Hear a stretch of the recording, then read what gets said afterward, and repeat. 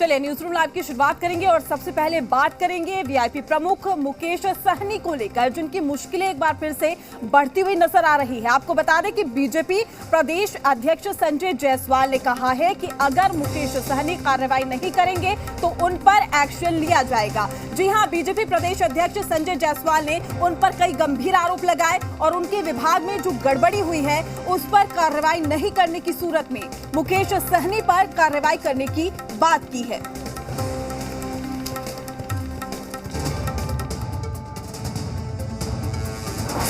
पहले वीआईपी के एमएलए पर नजर, अब मुकेश सहनी के मंत्री पद पर संकट, मुश्किल में मुकेश सहनी। वीआईपी सुप्रीमो मुकेश सहनी एक बार फिर मुश्किलों में घिरते नजर आ रहे हैं और इस बार भी उन पर हमला बोला है उनके सहयोगी बीजेपी ने। बीजेपी प्रदेश अध्यक्ष संजय जायसवाल ने पशु और मत्स्य मंत्री मुकेश सहनी पर कई बड़े आरोप लगाए हैं। उन्होंने कहा कि विभाग में जो गड़बड़ी हुई है उस पर मुकेश सहनी कार्रवाई करें, नहीं तो मैं मुकेश सहनी पर कार्रवाई करूंगा। माननीय मंत्री जी ने क्या किया कि यह मत्स्यजीवी सोसाइटी का मंत्री पद को खत्म कर दिया। इसके बदले एक कार्यकारिणी रहेगी और उस कार्यकारिणी को चलाने का एक अफसर रहेगा इंचार्ज, अर्थात पूरी मछुआ सोसाइटी को उनके आपस के बीच में न दे करके एक अफसर उसका मालिक रहेगा। इसकी बहुत मैं भर्त्सना करता हूं और मैं तुरंत अनुरोध करता हूं इस पर वह कार्रवाई करें, नहीं तो उन पर मैं कार्रवाई करूंगा। जाहिर है जिस कार्रवाई की बात संजय जायसवाल कर रहे हैं उससे ये अंदाजा लगाया जा रहा है कि मुकेश सहनी का मंत्री पद अब खतरे में है, क्योंकि उनके विधायकों के बीजेपी के पाले में जाने के बाद वीआईपी अध्यक्ष अकेले रह गए हैं और अब एनडीए सरकार को वीआईपी के किसी मूवमेंट से कोई खतरा भी नहीं है। वहीं मुकेश सहनी के एमएलसी का कार्यकाल महज 2 महीने ही बचा है। जाहिर है मुकेश सहनी बीजेपी के रहमो करम पर ही मंत्री हैं और बीजेपी अध्यक्ष की कार्रवाई की इस धमकी के बाद कयासों का बाजार गर्म हो गया है। रूपेन श्रीवास्तव, जी मीडिया, पटना। तो आपको बता दें कि लगातार मुकेश सहनी की मुश्किलें बढ़ती जा रही है और एक बार फिर से वो मुश्किलों में घिरते हुए दिखाई दे रहे हैं, क्योंकि बीजेपी प्रदेश अध्यक्ष संजय जायसवाल ने उन पर कई गंभीर आरोप लगा दिए हैं। आपको बता दें कि उनके विभाग में जो गड़बड़ी हुई है उस पर कार्रवाई नहीं करने की सूरत में मुकेश सहनी पर कार्रवाई करने की बात की गई है।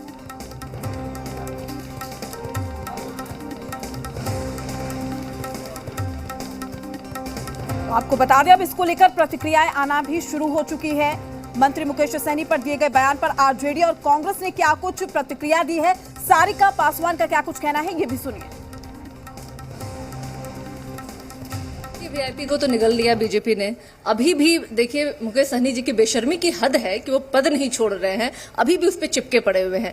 यही मुकेश सहनी जी हैं जो कहा करते थे जब आरजेडी के साथ थे, गठबंधन से बाहर निकले तो कहा था इन्होंने कि आरजेडी ने इनके पीठ में छुरा घोंपने का काम किया। अब मुकेश सहनी जी बताएं कि बीजेपी डंडा लेके खड़ी है, कहां कहां भोंक रही है। संजय जायसवाल जी तो पहले ये बताएं कि मुकेश सहनी जो अपने विभाग में किए हैं वो कैबिनेट से पास कराए किए हैं कि अपने मर्जी से किए हैं। अगर अपने मर्जी से हैं और समाज में उपयोगी नहीं है तो दोषी हैं, अगर कैबिनेट से पास है तो सरकार भी दोषी है। नंबर 1 का। नंबर 2, अगर मुकेश सहनी जी अपने विभाग में काम ठीक से नहीं किए तो उन पे कार्रवाई होगी। तो यही संजय जायसवाल जी दर्जन बार गृह मंत्रालय पे आरोप लगा चुके हैं कि बिहार में पुलिस ठीक से काम नहीं करती है। तमाम जानकारी के साथ हमारी संवाददाता रुपेंद्र श्रीवास्तव हमारे साथ लाइव जुड़ चुके हैं। रुपेंद्र, एक बार फिर से मुश्किलों में घिरते हुए मुकेश सहनी नजर आ रहे हैं। संजय जायसवाल ने कई गंभीर आरोप लगाए हैं, क्या उसको लेकर मुकेश सहनी की ओर से कोई स्टेटमेंट सामने आया? देखिए, मुकेश सहनी की तरफ से अभी कोई प्रतिक्रिया नहीं आई है और मुकेश सहनी अभी पटना से बाहर हैं। दूसरी तरफ जिस तरह से संजय जायसवाल ने साफ तौर पर कह दिया है और संजय जायसवाल जो बीजेपी कार्यालय में बैठे थे, बीजेपी कार्यालय में मछुआरा समाज के जो है एकदम सैकड़ों लोग जो है वो पहुंचे हुए थे। उनसे संजय जायसवाल ने बात की और संजय जायसवाल ने साफ तौर पर कहा कि उनसे मेरी बात हुई है और जो मछुआरा समाज के लिए जो मछुआरा स्वावलंबी जो संस्था है उसको लेकर जो है कहा कि उसमें जो मंत्री जो थे पहले वो आकर उनसे मुलाकात किए और उन्होंने कहा कि मंत्री जो रहते थे उनको उसमें से हटा दिया गया है और एक तरह से देखा जाए तो वो पूरी तरह से उसको खत्म करके उस पद को सरकारी अधिकारियों को उस पद पे डाल दिया गया है, जो कि कहीं से उचित नहीं है। साफ तौर पर संजय जायसवाल ने कहा कि अगर इस तरह के मामले हुए हैं, इस तरह की गड़बड़ियाँ की गई हैं तो मुकेश सहनी जो है, जो लोगों ने गड़बड़ी की है उन पे कार्रवाई करें। अगर वो कार्रवाई नहीं करते हैं उसके बाद जो है वो संजय जायसवाल जो है मुकेश सहनी पर खुद कार्रवाई करेंगे। जब बात अब स्पष्ट हो जा रहा है कि कल तक ये बात था कि मुकेश सहनी पर कोई भी फैसला जो है बीजेपी का आला कमान लेगा, लेकिन संजय जायसवाल ने जिस तेवर में कहा है कि अगर मुकेश सहनी कार्रवाई नहीं करते हैं तो मैं मुकेश सहनी पर कार्रवाई करूंगा, ये बात अपने में काफ़ी बड़ा है और ये साफ हो गया है कि मुकेश सहनी पर बीजेपी एक दबाव बनाना चाह रही है कि बीजेपी ये कहना चाह रही है कि मुकेश सहनी जो है जल्द से जल्द अपना इस्तीफा दे दें। अब इस पर राजनीति भी शुरू हो गई है, जिस तरह से आरजेडी और कांग्रेस का बयान आए हैं। जेडीयू जो है मुकेश सहनी के मामले में कहीं भी कुछ भी नहीं बोलना चाह रही है और जेडीयू के प्रवक्ताओं को साफ तौर पर बोल दिया गया है कि मुकेश सहनी पर कोई भी बयान नहीं दें। लेकिन तो ये तमाम चीजें हैं, लेकिन ये है कि यहाँ पर सीधे तौर पर मुकेश सहनी की कार्यशैली पर सवाल उठा दिया गया है, उनके काम पर, उनके पद पर सवाल उठा दिया गया है। यानी कि कई गंभीर आरोप लगे हैं, वो ठीक तरीके से काम नहीं कर रहे या उनके काम करने का अंदाज अलग है। लेकिन बीजेपी की तरफ से और खास करके संजय जायसवाल की तरफ से अगर इस तरीके का स्टेटमेंट सामने आता है तो आपको क्या लगता है कि वाकई अब मुकेश सहनी जिस तरीके से लगातार बगावती तेवर दिखा रहे थे, तमाम मुद्दों को लेकर वो खुलकर बोलते हुए नजर आ रहे थे, अब कहीं ना कहीं जरूरत है कि इस मुद्दे पर भी वो फ्रंट में खेले? देखिए सवाल ये खड़ा होता है कि जो चीज़ें अभी सामने आई है और जैसे कि संजय जायसवाल ने कहा कि उनकी सहकारिता मंत्री से मुलाकात हुई, कई कमियां जो हैं उन्होंने बताया, तो ये पहले क्यों नहीं हुआ? सवाल ये भी खड़ा होता है, विपक्ष ये भी खड़ा कर रहा है कि अगर ये सारी चीज़ें पता थी बीजेपी को तो ये चीज़ें पहले क्यों नहीं हुई, पहले क्यों नहीं मंत्री से जवाब मांगा गया?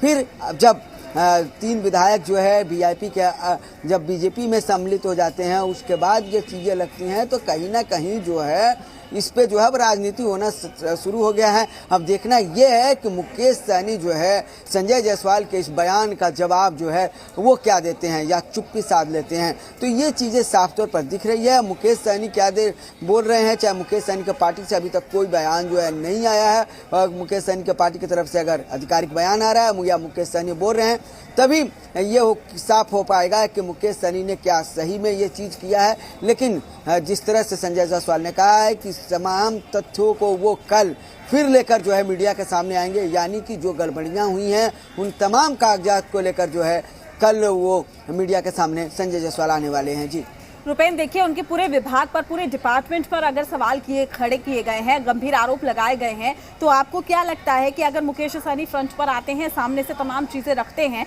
लेकिन बड़ी बात ये जिसका भी आप भी जिक्र कर रहे थे कि कई सवाल खड़े हो रहे हैं, आखिर उन तमाम परेशानियों को दुरुस्त क्यों नहीं किया गया? क्या वाकई मुकेश सहनी भटक गए थे, अपने विभाग की ओर ध्यान नहीं दे रहे थे? यानी कि सीधे तौर पर संजय जायसवाल इस बात को साफ करने की कोशिश कर रहे हैं। एकदम संजय जायसवाल सीधे तौर पर इस बात को जो है साफ करने की कोशिश कर रहे हैं और उनका साफ तौर पर इशारा भी है और एक तरह से देखा जाए प्रेशर पॉलिटिक्स भी इसे कहा जा सकता है कि मुकेश सहनी पर जो है एक तरह से दबाव बनाया जा रहा है कि मुकेश सहनी ने साफ तौर पर यह कह दिया था कि मैं इस्तीफा नहीं दूंगा और मुख्यमंत्री का विशेषाधिकार है कि वो इस्तीफा ले। और जेडीयू जिस तरह से चुप्पी साधी हुई है, जेडीयू कुछ नहीं बोलना चाह रही है, इससे साफ संकेत है कि जेडीयू कहीं ना कहीं मुकेश सहनी की राजनीति को अभी बचाना चाह रही है, मुकेश सहनी को बचाना चाह रही है। और अब बीजेपी जो है उसे कहीं ना कहीं खटक रहा है कि जेडीयू क्यों चुप्पी साधी हुई है और यही कारण है कि बीजेपी लगातार मुकेश सहनी पर हमले कर रही है।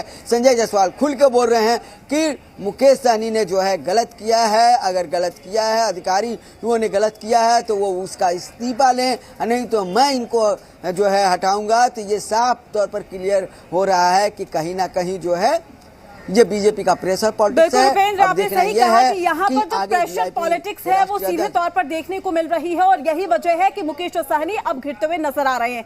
देखना लाजमी है किस पर कार्रवाई होती है। शुक्रिया आपका हमारे साथ जुड़ने के लिए। तमाम अपडेट में हम आपसे लेते रहेंगे। तो एक तरफ प्रेशर पॉलिटिक्स हो रही है, वहीं दूसरी ओर पटना में आरजेडी की तरफ से पोस्टर वॉर खेला जा रहा है, जिसमें एक पोस्टर है लालू यादव का एक अलग अंदाज नजर आ रहा है। पोस्टर में लिखा गया है कि झुकेगा नहीं। तो आप अंदाजा लगा सकते हैं कि किस तरह से पटना में पोस्टर वॉर देखने को मिल रहा है। साथ ही यूपी में योगी आदित्यनाथ के शपथ ग्रहण समारोह में प्रधानमंत्री नरेंद्र मोदी और नीतीश कुमार के अभिवादन को लेकर आरजेडी ने तंज कसा है।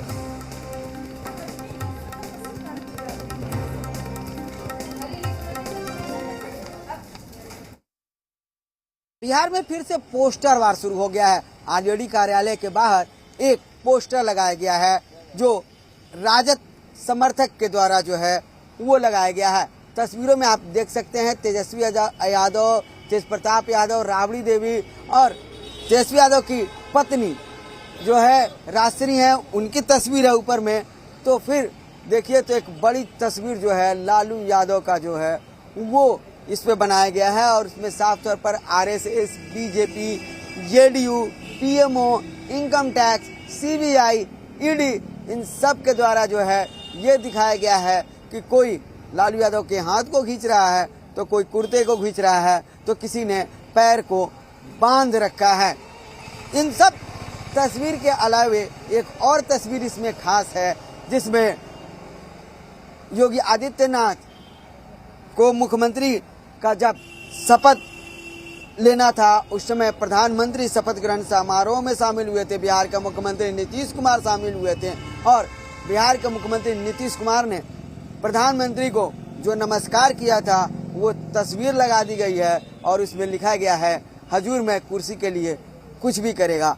तो ये तमाम तस्वीर जो है वो इस पर दिखाई दे रही है और दिखाया गया है कि लालू यादव के पीछे तमाम एजेंसियां पड़ी हुई हैं, जेडीयू और बीजेपी पड़ी हुई है, लेकिन उसमें तंज ये कसा गया है कि प्रधानमंत्री को जिस तरह मुख्यमंत्री नीतीश कुमार ने झुककर नमस्कार किया उसको लेकर एक तंज कस दिया गया है जिस पर अब राजनीति होना लाजमी है।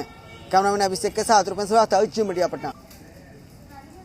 तो ये तो रही पॉलिटिकल खबरें, लेकिन एक खबर जो आपसे जुड़ी हुई है, आपको बता दें कि सोमवार और मंगलवार को सभी सरकारी बैंक बंद रहेंगे। आपको बता दें कि 2 दिन का जो अवकाश है वो सीधे तौर पर देखने को मिलेगा और यहाँ पर अगर आप बैंक में काम करवाने के लिए जा रहे हैं, बैंक में आपका कुछ काम है, तो सोमवार और मंगलवार को बैंक बंद रहेंगे। लगभग 12 सरकारी जो बैंक है वो बंद रहेंगे। ऐसे में काम पूरी तरह से प्रभावित हो सकता है। सोमवार और मंगलवार को बंद रहेंगे बैंक। एसबीआई को छोड़ 12 सरकारी बैंकों की हड़ताल। साप्ताहिक अवकाश और हड़ताल के कारण शनिवार से बंद बैंक सोमवार और मंगलवार को भी बंद रहेंगे, जिसका असर वित्तीय कामकाज पर पड़ना तय है, क्योंकि एसबीआई को छोड़कर देश भर के सभी 12 सरकारी बैंकों के कर्मचारी फिर से 2 दिनों की हड़ताल पर रहेंगे। हड़ताल में हालांकि अधिकारी शामिल नहीं होंगे, लेकिन 2 दिनों तक चलने वाली हड़ताल से बैंकों में वित्तीय लेन देन प्रभावित रहेंगे। बैंक यूनियन के मुताबिक केंद्र सरकार बैंकों को निजी हाथ में देने की तैयारी कर रही है। इसी को लेकर all India bank employees association की अगुवाई में यह हड़ताल हो रही है। ये यूनियन है all central trade unions except BMS और जितने इंडिपेंडेंट फेडरेशंस हैं, सेक्टोरल जैसे बैंकिंग है, बिजली है, इंश्योरेंस है, ये सारे लोग भी इसमें पार्टिसिपेट कर रहे हैं। रीजनल रूरल बैंक्स के एम्प्लॉयज़ भी इसमें पार्टिसिपेट करेंगे। कोऑपरेटिव सेक्टर के एम्प्लॉयज़ भी इसमें पार्टिसिपेट करेंगे। दरअसल पिछले कुछ सालों से लगातार सरकारी बैंकों में हड़ताल देखी जा रही है। बैड लोन्स और निजीकरण 2 ऐसे मुद्दे हैं जिनके खिलाफ बैंकों में काफी गुस्सा देखा जा रहा है। बैंक यूनियंस के मुताबिक केंद्र सरकार धीरे धीरे सरकारी बैंकों को बड़े निजी घराने को देने की तैयारी कर रही है। वहीं रिकवरी ऑफ बैड लोन्स यानी वैसे लोन जिन्हें बैंक काफी कोशिश के बाद भी कर्जदारों से वापस नहीं ले सका है, उसका मुद्दा भी है, तो कर्मचारी जमा पूंजी पर ब्याज दर बढ़ाने की मांग भी कर रहे हैं। इसके अलावा नई पेंशन योजना से भी बैंक कर्मचारियों में खासी नाराजगी है। नेशनलाइज सेक्टर के बैंकों को और मजबूत करने का डिमांड है, प्राइवेटाइजेशन को रोकने की बात है।